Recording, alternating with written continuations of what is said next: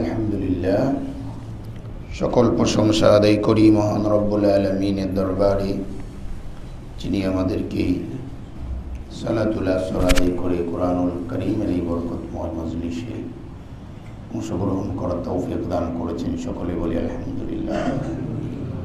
রমজান মাস কোরআনুল কারীমের মাস। রমজান মাস ইসলামের ইতিহাসে অত্যন্ত গুরুত্বপূর্ণ একটি দিন। 17ই রমাদান ইসলামের ইতিহাসে সবচেয়ে গুরুত্বপূর্ণ যে যুদ্ধটি সংগঠিত হয়েছিল হিজরতের দ্বিতীয় সালে রমজান মাসে, সেটা ছিল বদরের যুদ্ধ। এবং এই যুদ্ধে আল্লাহ মুসলমানদেরকে, বরং বান্দার সাথে যখন আল্লাহ থাকেন তখন আর কিছু না থাকলেও কোনো সমস্যা নেই। এজন্য 313 জনের সঙ্গে ছিলেন খোদ রব্বুল আলামিন। এজন্য আল্লাহ রব্বুল ইজ্জত ওয়াল জালাল আসেন। বুখারী শরীফের মধ্যে এসেছে, জিবরাইল আমিন এসে আল্লাহ নবী সাল্লাল্লাহু আলাইহি ওয়াসাল্লামের কাছে বলেন, মা তাউদ্দুনা আসহাবা বদরিন, বদর ওয়ালাদেরকে আপনারা কেমন মনে করেন? আল্লাহ নবী সাল্লাল্লাহু আলাইহি ওয়াসাল্লাম বলেন, আমাদের মধ্যে আমরা শ্রেষ্ঠ সন্তান মনে করি। তাদের ঈমানকে আমাদের ঈমানের জন্য আমরা মনে করি কষ্টি পাথর মনে করি। তাদের উসওয়া এবং আদর্শ অনুযায়ী চলাটা আমাদের নিজেদের জন্য সৌভাগ্যবান মনে করি।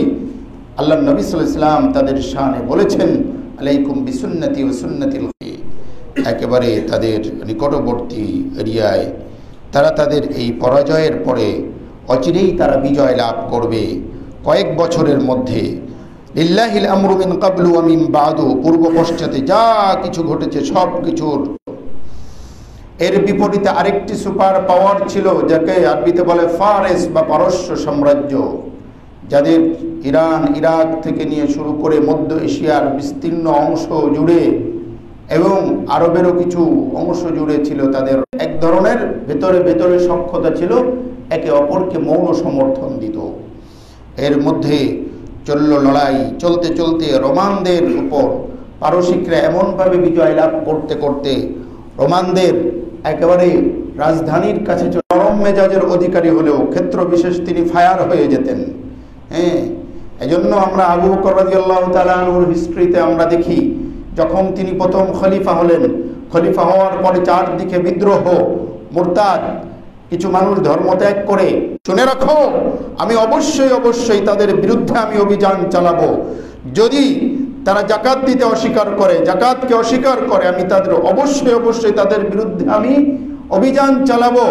জেনে রাখো নামাজ যেমন ফরজ, জাকাতও তেমন ফরজ। ইসলামের কাছে আসলেন আবু বকর সিদ্দিক এবং তিনি 10টি উট বাজি ধরে এসেছিলেন। বাজি ধরা ওই সময় পর্যন্ত নাজায়েজ ছিল না ইসলামে, মক্কার কথা তো। পরবর্তীতে এমন বাজি ধরা নিষিদ্ধ হয়ে গিয়েছিল। আল্লাহ নবী জয় দান করলেন, পারসিকদের পরাজয় দিলেন। হযরত আবু বকর সিদ্দিক ওয়াদা অনুযায়ী, উমাইয়া নাই বেঁচে বদরে মারা গিয়েছে, তার বংশধরদের থেকে 100 উট ঠিকই নিয়ে আসলেন। ততদিনে এমন বাজি ধরা নিষিদ্ধ হয়ে তা পাওয়া যায়।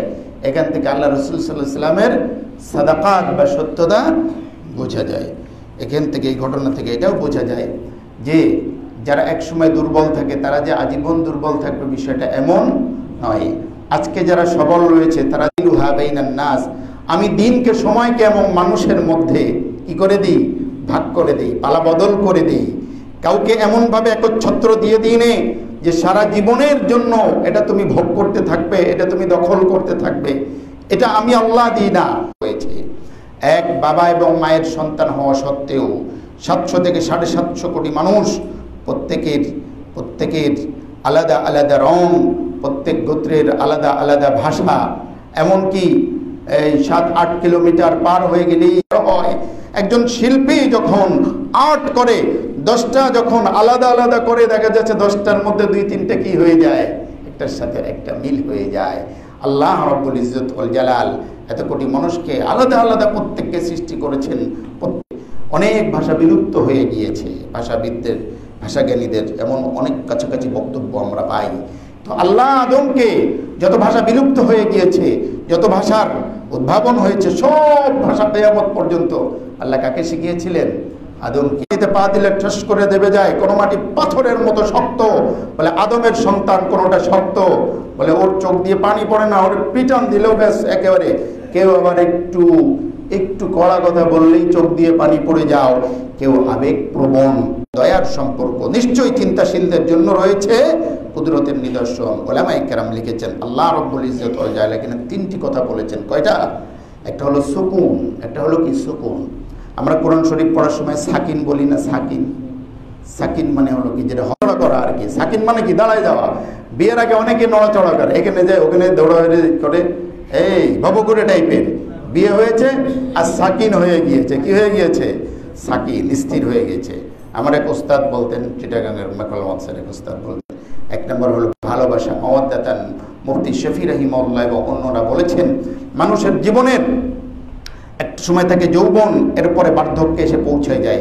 মানুষের যখন যৌবনের সম্পর্ক থাকে তখন একজন নারী পুরুষের সাথে মেলা কাজে লাগে।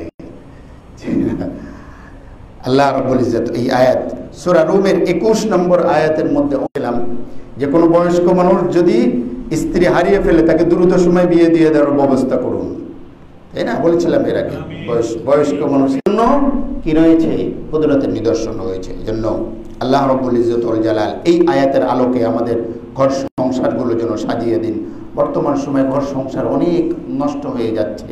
চুন থেকে পান খসলেই ঘর সংসার অত্যন্ত কুচকুচে কালো। বেলাল যেমন কালো ছিলেন ঠিক ওরকম কালো, কিন্তু আল্লাহ রাব্বুল ইজ্জত ওয়াল জালাল তাকে জ্ঞান প্রজ্ঞা দিয়ে কি করেছিলেন? ভরপুর করে দিয়েছিলেন। লোকমানে হাকিম তিনি তার সন্তানকে আপনি ছোট অবস্থাতেই, একেবারেই বাচ্চা অবস্থায় আপনি তাকে শিখাবেন, তাওহীদের বাক্য শিখাবেন, শিরিক থেকে, মুনাফিকি থেকে, কুফরি থেকে দূরে রাখার সবক দিবেন। লা তুশরিক বিল্লাহ, কারণ শিরিক হলো বড় জুলুম। মানুষ পৃথিবী রয়েছেন, দুইজন ডাক্তার রয়েছেন। বর্তমান চিকিৎসা বিজ্ঞান বলছে সন্তান পেটের মধ্যে থাকা অবস্থায় সে বোঝে, তার অনুভূতি আসে, সে ভিতরে হাসে, সে কান্দে এবং সে অনেক কিছু ভিতর থেকে কি করে? অনুভব করে। বলছে হে সন্তান, দেখো একটা সরিষা দানা পরিমাণ কোনো কিছু আসমান জমিনের মধ্যে কোথাও যদি লুকিয়ে থাকে, কি লুকিয়ে আছে? একটা সরিষা দানা, ছোট্ট ক্ষুদ্র জিনিস।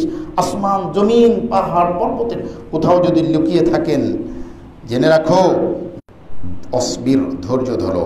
নিশ্চয়ই এটা অনেক বড় সাহসিকতার ব্যাপার, সৎ কাজের আদেশ, অসৎ কাজের নির্দেশ। 3 নম্বর যেটা, এই 3টে কথা বলেছেন, নামাজ কায়েম, সৎ কাজের আদেশ, অসৎ কাজের নির্দেশ, অর্থাৎ চারিত্রিক পরিশুদ্ধিতা। নামাজের মাধ্যমে আপনাকে সামাজিক কাজকর্ম করতে হবে এবং সামাজিক কাজকর্ম করতে গিয়ে আপনি সবার সাথে সদ্ভাব রেখে চলতে হবে। আপনি যদি হয়ে যান, রেগে যান, চেতে যান, আপনি সামাজিক ভালো মানুষ হতে পারবেন না। আপনি যদি কাউকে অবজ্ঞা করেন, আপনি ভালো মানুষের পরিশোধন, আখলাক, উত্তম আখলাক। আল্লাহ বলেছেন ওয়াকসিদ ফি মাশইক, চলো ধীর স্থিরভাবে এবং তোমার আওয়াজটাকে নম্র করে চলো। তোমার ব্যক্তিগত চালচলন, আগে তো সামাজিক